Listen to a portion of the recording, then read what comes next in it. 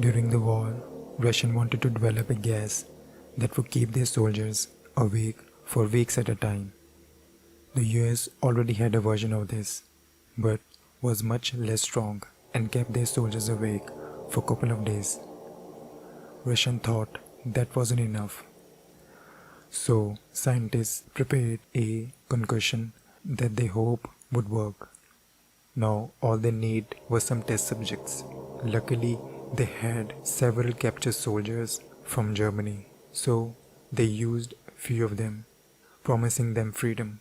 They were put into a sealed room with only one window, a camera, and a microphone for observation. The gas was released, and for first few days, everything was going normal.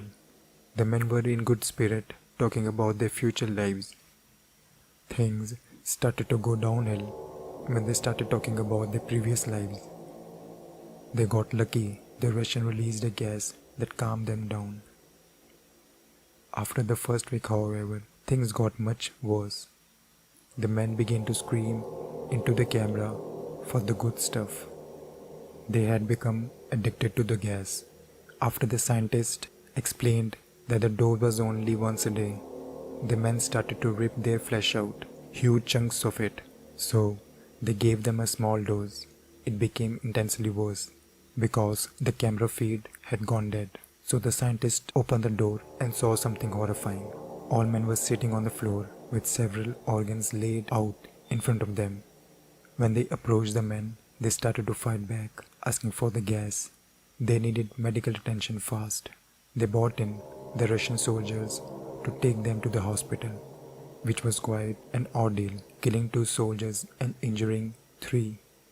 In the surgery, they couldn't have any anesthesia. One of the men didn't flinch at the pain and instead to shout at the nurse for more pain.